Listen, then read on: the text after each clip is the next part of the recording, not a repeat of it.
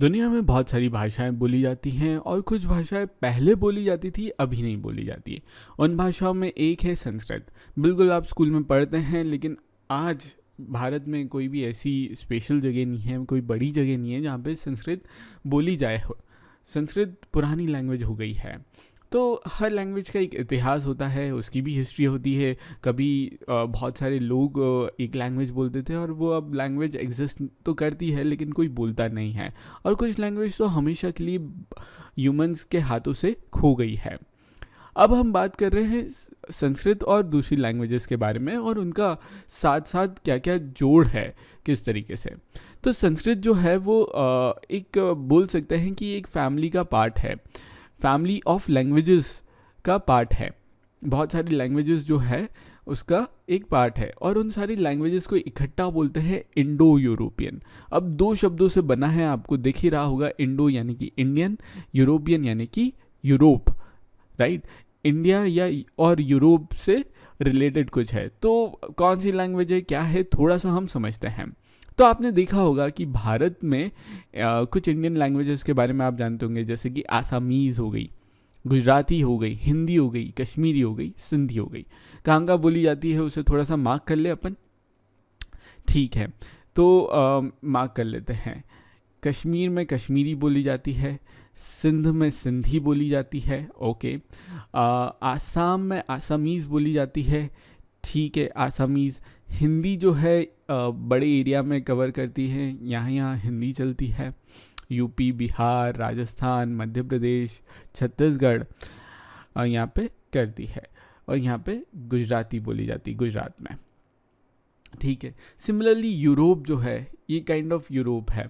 ये जो मैंने डिमार्केट किया है ना, ऑलमोस्ट इसमें पूरा यूरोप आ जाता है, राइट।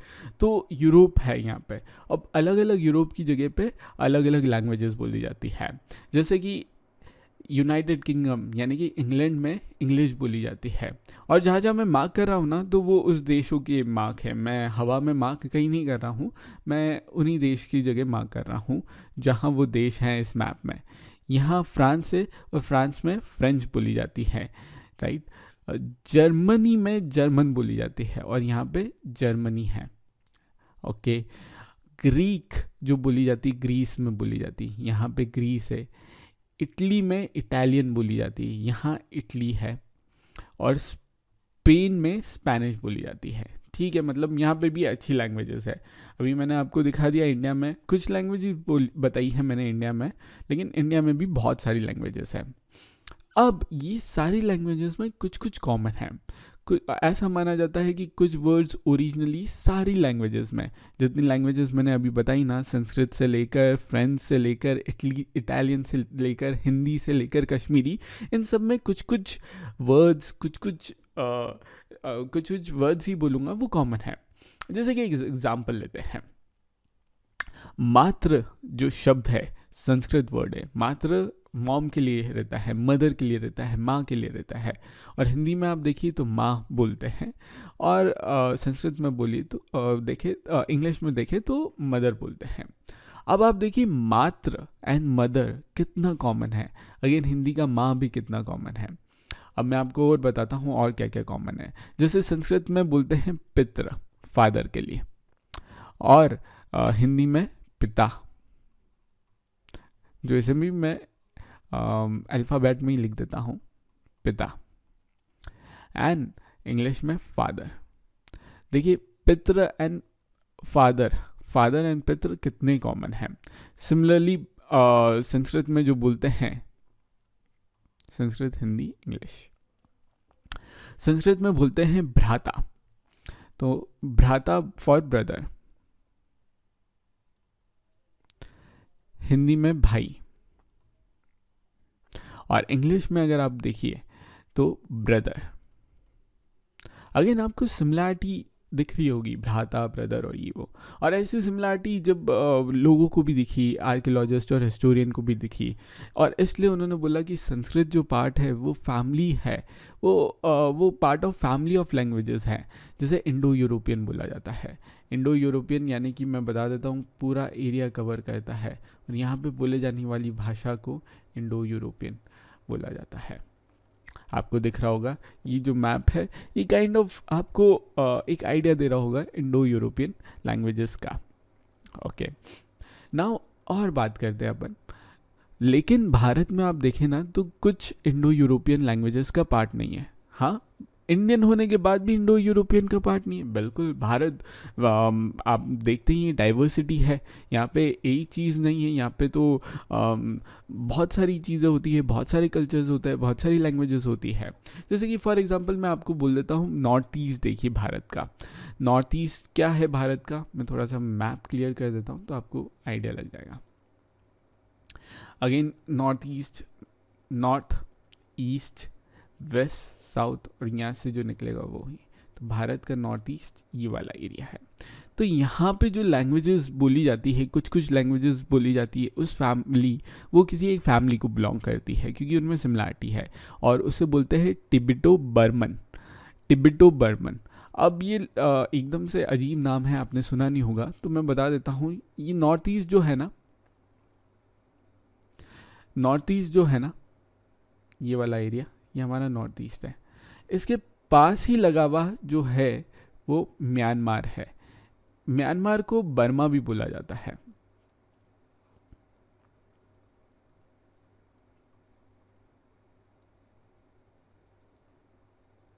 बर्मा, पहले बर्मा ही बोला जाता था, अभी उन्होंने अपना नाम चेंज कर लिया है। तो उन्होंने अपना नाम चेंज कर लिया तो हम भी उसे उसी नाम से बोलते हैं। और तिब्बत का है, तिब्बत जो है वो चाइना का हिस्सा है, और यहाँ इस एरिया को तिब्बत बोला जाता है, आपको दिख रहा होगा। तो ये जो पूरा है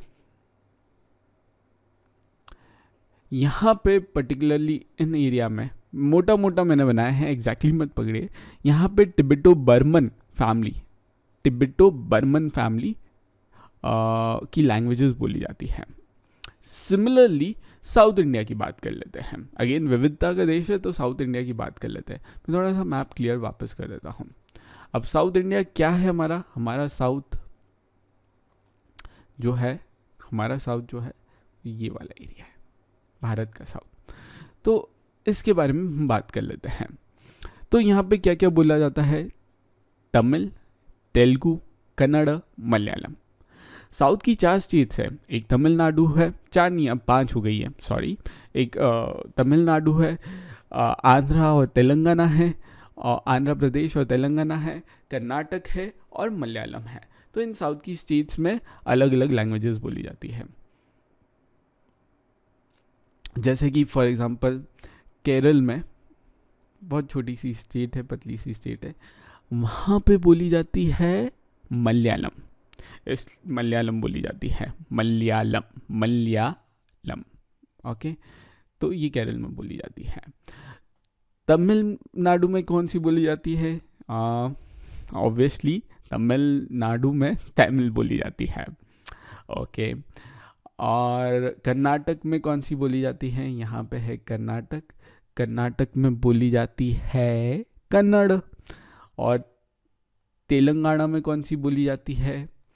तेलंगाना में बोली जाती है तेलुगु।